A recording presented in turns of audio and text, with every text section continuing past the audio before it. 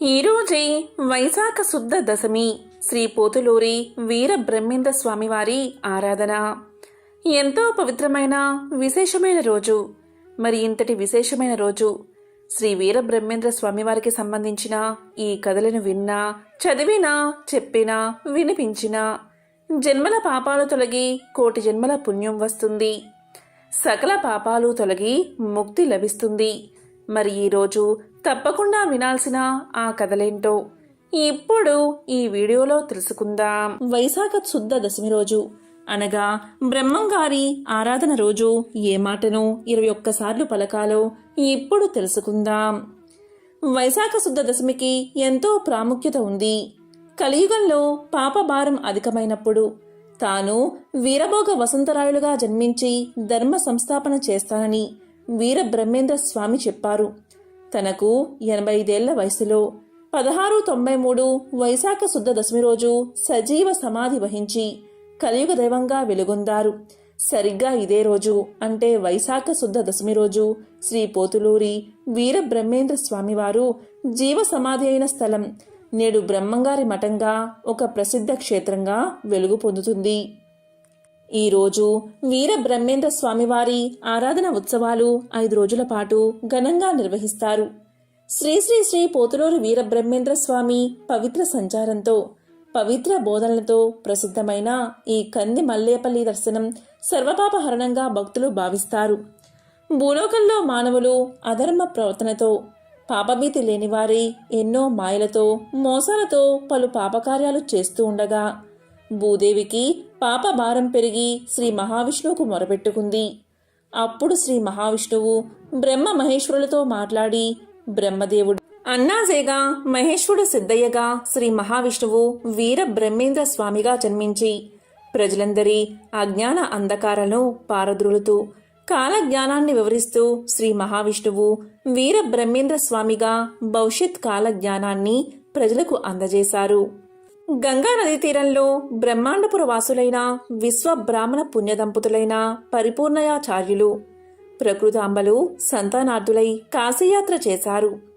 కాశీనగరంలో పరమశివుడు కల్లో కనిపించి విష్ణువు ఆమెకు కుమారుడుగా జన్మిస్తాడని తెలియచేశాడు. కొంతకాలానికి ప్రకృతాంబ గర్భాన్ని ధరించింది.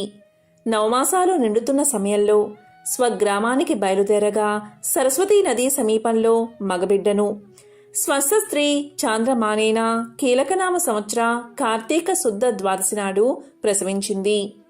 మరుసటి రోజు పరిపూర్ణాచార్యులు కాలధర్మం చేశారు.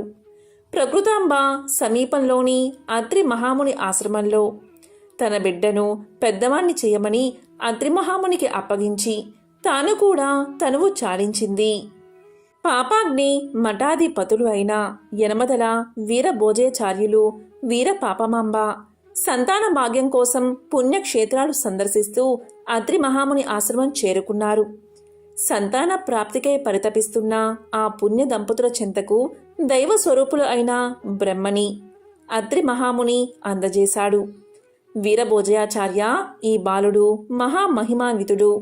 మున్ముందు ఈ బాలుడు ఎన్నో వింతలు చూపించబోతున్నాడు అంటూ ఆ బాలుణ్ణి వీరభోజాచార్య దంపతులకు అందజేశాడు అత్రి మహాముని.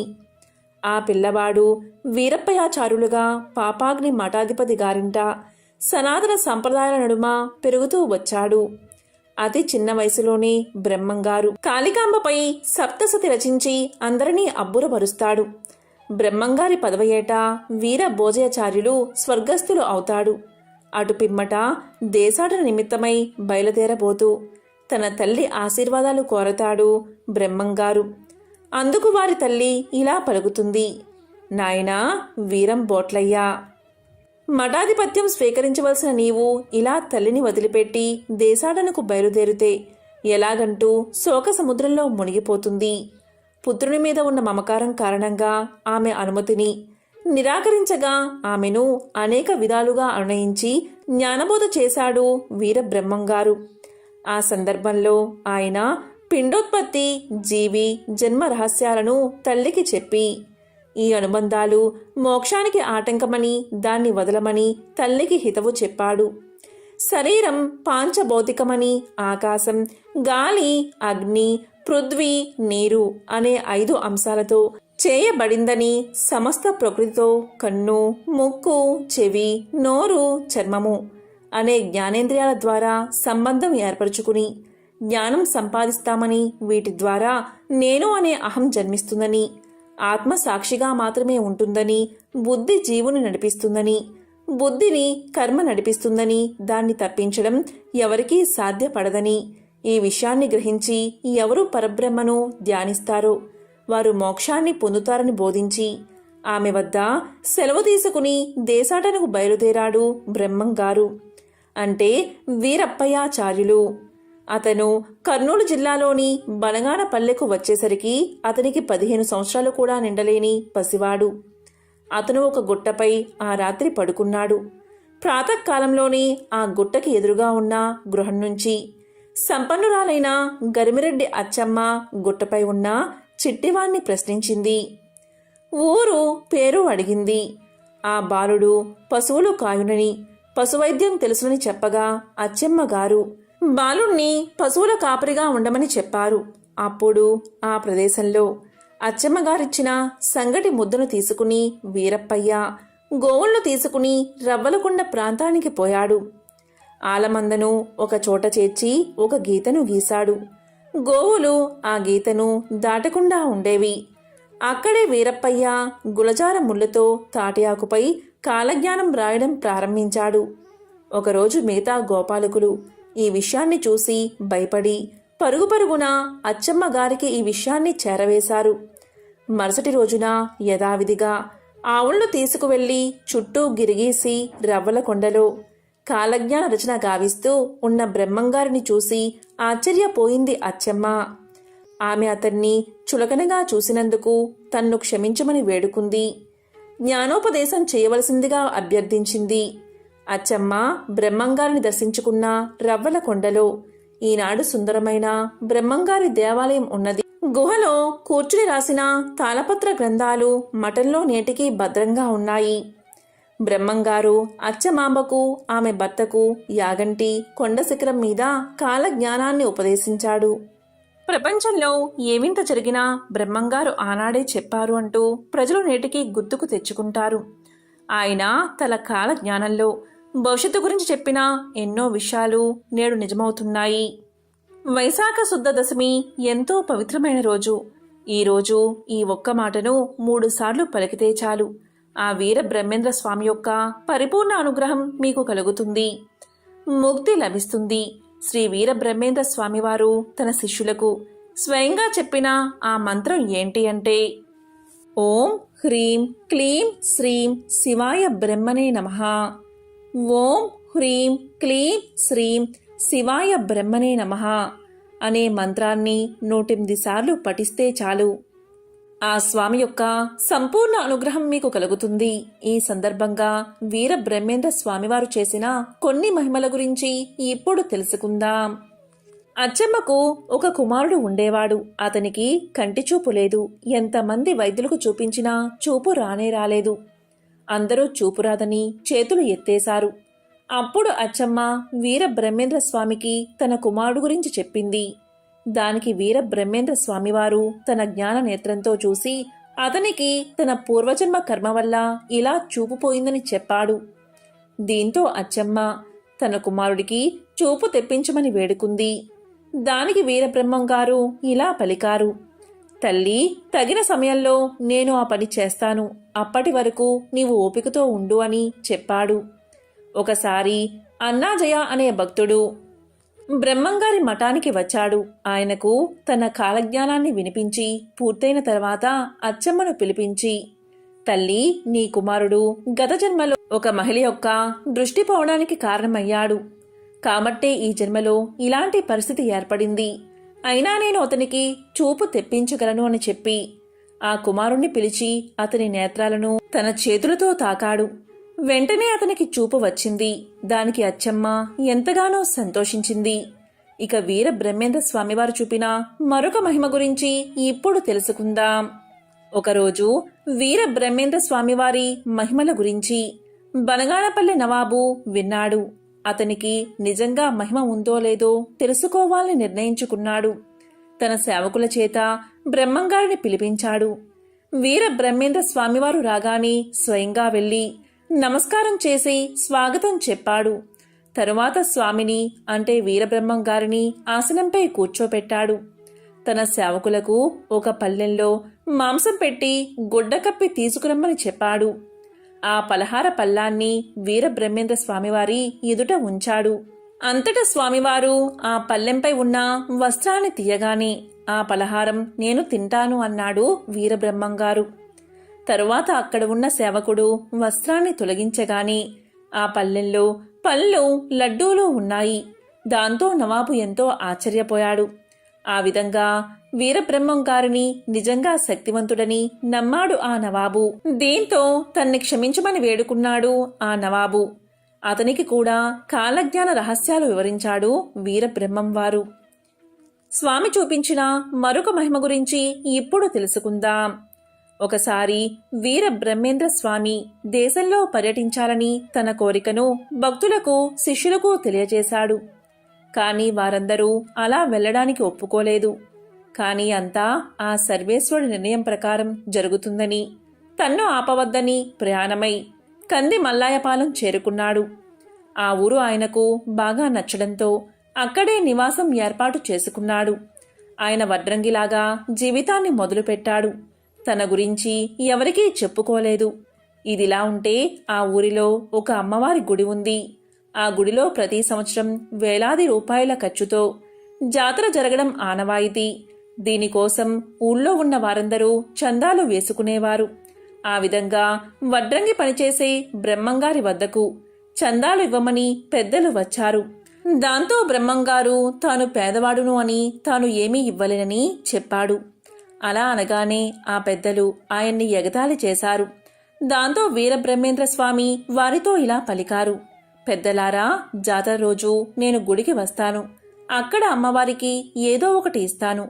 మీరందరూ అక్కడికి వస్తారు కదా అంటారు. ఆ ఊరి పెద్దలు మేమంతా అక్కడే ఉంటాం రమ్మంటారు. ఆ మాట ప్రకారం అందరూ కలిసి జాతర రోజు గుడి దగ్గరకు చేరుకున్నారు. అక్కడకు వీరబ్రహ్మేంద్ర స్వామివారు కూడా వచ్చారు. అందులో ఒక పెద్దాయన చుట్టుకుంటూ అగ్గిపెట్టె కోసం జేబులు వెదుకుతూ బ్రహ్మంగారితో ఇలా పలికాడు. ఏదో ఇస్తానన్నావుగా, ఇవ్వు అంటాడు. ఇంతలో బ్రహ్మంగారు అక్కడ ఉన్న గ్రామదేవతతో, ఓ పోలేరమ్మా, ఈ పెద్దాయనకు నిప్పు కావాలి తీసుకురా అనగానే ఆ విగ్రహం కదిలి మూకుడులో నిప్పు తీసుకుని వచ్చి బ్రహ్మంగారికి ఇస్తుంది. ఈ విషయాన్ని చూసిన ఆ ఊరి పెద్దలు ఇతనికి ఎంతో మహిమ ఉందని నమ్ముతారు. ఈ విధంగా చుట్టుపక్కల ప్రజలందరికీ జరగబోయే విషయాల గురించి బోధిస్తాడు బ్రహ్మంగారు. స్వామివారు చూపిన మరొక మహిమ గురించి ఇప్పుడు తెలుసుకుందాం. శ్రీ వీర బ్రహ్మేంద్ర స్వామివారు కంది మల్లాయపాలెంలో కొంతకాలం గడిపిన తర్వాత మళ్లీ తన దేశాటన కొనసాగించాడు. అలా వెళ్తూ పెద్ద కోమెర్ల అనే ఊరు వెళ్ళాడు. ఆ ఊరిలో నివాసం ఏర్పాటు చేసుకున్నాడు. తన గురించి ఎవరికీ చెప్పకుండా జీవనం కొనసాగించాడు. ఆ ఊరిలో ఒక భూస్వామి దీర్ఘకాల వ్యాధితో బాధపడుతూ మరణించాడు. అతన్ని శ్మశానానికి తీసుకువెళ్తూ దారిలో బ్రహ్మంగారి ఇల్లు దాటారు. అది చూసిన బ్రహ్మంగారు ఏమైంది అని అడిగారు. దానికి వారు అతను మరణించాడు, దహనం చేయడానికి శ్మశానానికి తీసుకుపోతున్నాం అని సమాధానం చెప్పారు. బ్రహ్మంగారు ఆశ్చర్యంగా చూసి, అతను మరణించలేదు కదా, ఎందుకు శ్మశానానికి తీసుకుపోతున్నారు, అతన్ని కిందకి దింపండి అన్నారు. దీంతో వారు అతను బతుకుతాడు అనే ఆశతో కిందకు దించారు. బ్రహ్మంగారి గురించి వారికి ఎవరికీ తెలియదు. అప్పుడు బ్రహ్మంగారు వచ్చి అతన్ని తల నుండి పాదాల వరకు తాకాడు. అలా తాకగానే అతను బతికి పైకి లేచాడు. అది చూసిన వారంతా స్వామివారి మహిమను గుర్తించారు.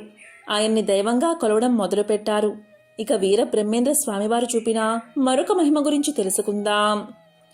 వీర బ్రహ్మేంద్ర స్వామివారి మహిమలు తెలిసి ఊళ్ళో కొందరు సహించలేక ఎగతాళి చెయ్యాలని నిర్ణయించుకున్నారు. ఒక బతికి ఉన్న వ్యక్తిని పాడి మీద పడుకోబెట్టి బ్రహ్మంగారి దగ్గరకు తీసుకువెళ్లి బతికించమన్నారు. అంతటా బ్రహ్మంగారు అతని నాడితాకి చూడగానే బతికే ఉన్నాడు.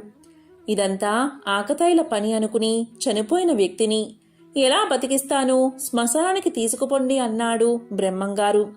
వాళ్ళు వీర బ్రహ్మేంద్ర స్వామిని అవమానించాలని. చనిపోయినట్టు నటిస్తున్న వ్యక్తి కట్లు విప్పి లెగమన్నారు, కానీ అతను లేవలేదు. అతను నిజంగానే చనిపోయాడు. నిజంగా చనిపోవడంతో దానికి వారు భయపడి వీర బ్రహ్మేంద్ర స్వామి దగ్గరకు వెళ్లి చేసిన తప్పు క్షమించమని వేడుకోగా, అంతటా బ్రహ్మంగారు వారికి కొన్ని మంచి మాటలు చెప్పి చనిపోయిన వ్యక్తి తలను పట్టుకోగానే ఆ వ్యక్తి ప్రాణాలతో లేచాడు. అంతటా ఆ గ్రామస్తులు బ్రహ్మంగారి మహిమను తెలుసుకుని ఎంతో సంతోషించారు. ఒకసారి బ్రహ్మంగారు శిష్యులతో కలిసి తన ప్రయాణాన్ని కొనసాగిస్తున్నారు.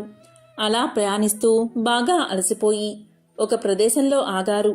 అప్పుడు బ్రహ్మంగారు ఒక శిష్యుడితో మరికొద్ది సేపట్లో ఒక అద్భుతం జరగబోతుందని తెలియచేశారు.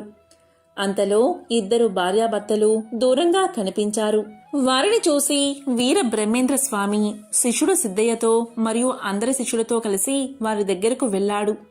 అక్కడకు వెళ్లి చూడగా ఒక బ్రాహ్మణ స్త్రీ కుష్ఠిరోగి అయిన తన భర్త కనిపించారు. తన భర్తను ఒడిలో ఉంచుకుని ఏడుస్తూ కనిపించింది ఆమె.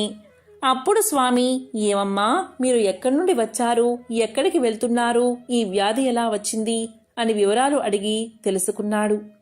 అప్పుడు ఆ బ్రాహ్మణ స్త్రీ జరిగిందంతా వివరించింది.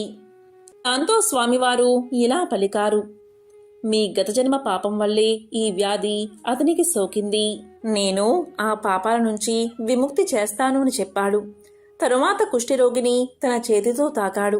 దాంతో ఆ బ్రాహ్మణుడి కుష్ఠి వ్యాధి పూర్తిగా తగ్గిపోయింది. తరువాత ఆ దంపతులకు పంచాక్షరి మంత్రాన్ని ఉపదేశించి జపించమని చెప్పాడు. దాంతో వారు, స్వామి, మాకు మీరు చేసిన సహాయం ఎప్పటికీ మర్చిపోలేము. మీరు మా ఊరికి మాతో పాటు రావాలి. మా ఊరి వారందరికీ జ్ఞానాన్ని కలిగించాలి అన్నారు. దానికి వీరబ్రహ్మేంద్ర స్వామి, ఇప్పుడు నేను దేశ పర్యటనలో ఉన్నాను. తగిన సమయం వచ్చినప్పుడు మీ ఊరికి వస్తాను అని వారికి చెప్పి పంపించాడు. వీర బ్రహ్మేంద్ర స్వామి తన దేశ సంచారంలో భాగంగా ఒకరోజు నంద్యాల చేరుకున్నారు. ఆ దగ్గర్లో ఒక గ్రామంలో విశ్రాంతి తీసుకోవాలని నిర్ణయించుకున్నాడు. ఆ ఊరిలో ఉన్న ఒక విశ్వ బ్రాహ్మణుల ఇంటికి వెళ్లి కొంచెం మంచినీళ్ళు ఇవ్వమని అడిగాడు. ఆ విశ్వ బ్రాహ్మణుడు తన పనిలో నిమగ్నమై ఉండడం వల్ల దగ్గర్లో బావి దగ్గర తాగు అని చెప్పాడు. కానీ బ్రహ్మంగారు ఆ మాటలు పట్టించుకోకుండా మళ్లీ మంచినీరు ఇవ్వమని అడిగారు.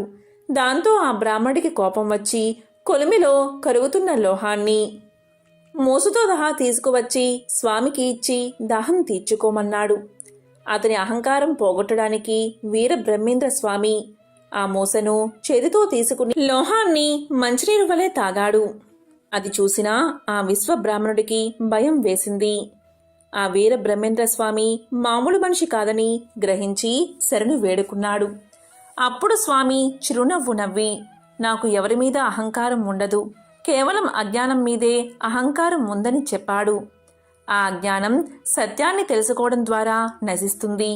ఇప్పుడు నేను ఈ విషయంలో చేసింది అదే, కాబట్టి జరిగిందంతా మర్చిపోయి ఇక నుంచైనా మంచిగా జీవించు అని పలికాడు. అంతటా అతను, నా అజ్ఞానాన్ని తొలగించి నాకు జ్ఞానబోధ చేసినందుకు ఎంతో ధన్యుణ్ణి అయ్యాను. నన్ను మీ శిష్యుడిగా స్వీకరించమని వేడుకోగా దానికి వీర బ్రహ్మేంద్ర స్వామివారు సరే అని ఒప్పుకున్నారు.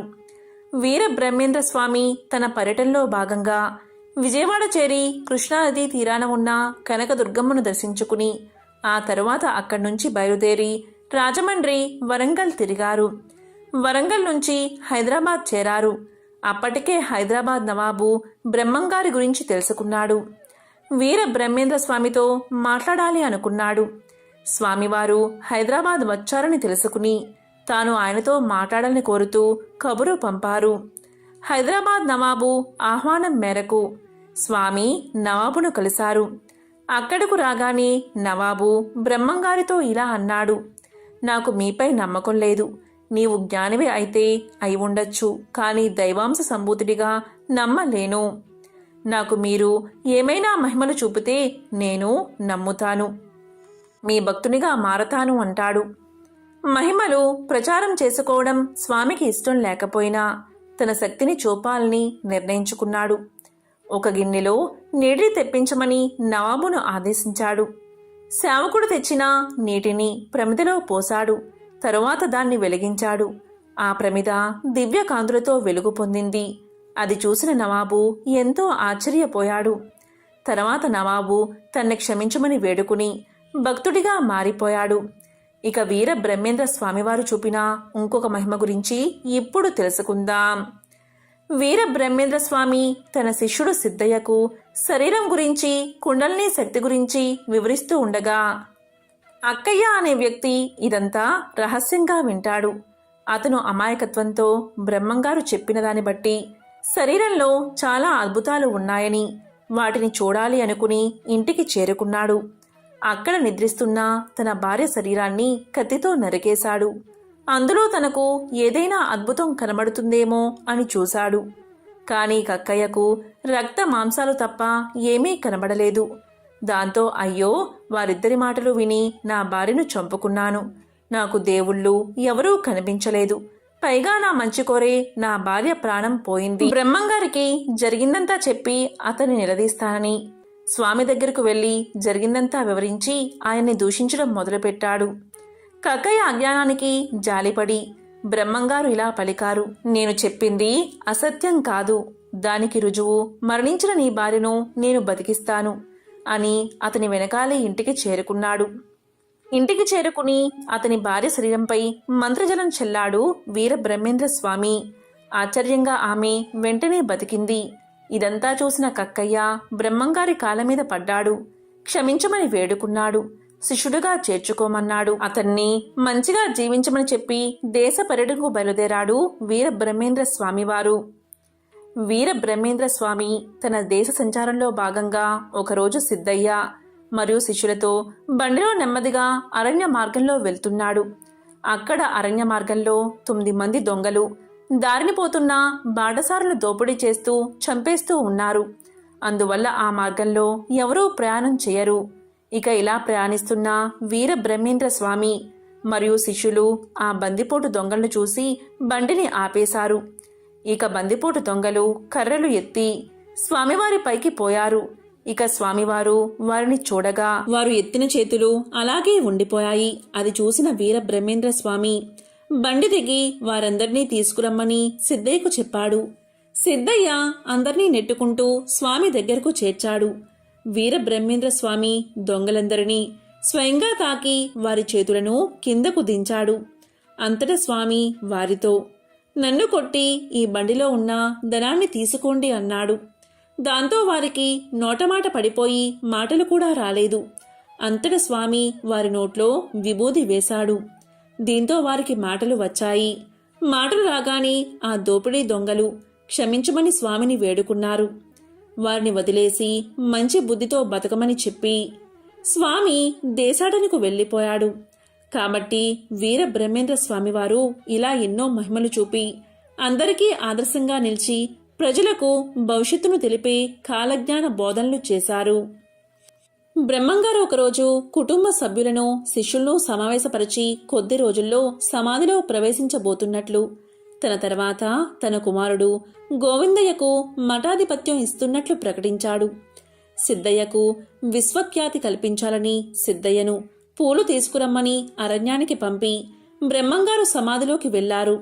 సిద్ధయ్య తిరిగి వచ్చి గురువు కోసం విపరీతంగా విలపించసాగాడు. దీంతో బ్రహ్మంగారు శిష్యునిపై కరుణించి సమాధిపై రాతిని తొలగించమని ఆదేశించి రాతిని తొలగించిన తరువాత బయటకు వచ్చి సిద్ధయ్యను ఓదార్చాడు. ఆపై సిద్ధయ్య కోరికపై పరిపూర్ణాన్ని బోధించాడు. ఆ తరువాత సిద్ధయ్యకు దండం, కమండలం, పాదుకలు, శిఖా ముద్రికను ఇచ్చి తిరిగి సమాధిలో ప్రవేశించాడు. శ్రీ వీర బ్రహ్మేంద్ర స్వామివారి కాలజ్ఞాన చరిత్రను విన్నంతని సకల దరిద్రాలు తొలగి సకల శుభాలు కలుగుతాయి. ఓం నమః శివాయ. ఓం నమో నారాయణాయ.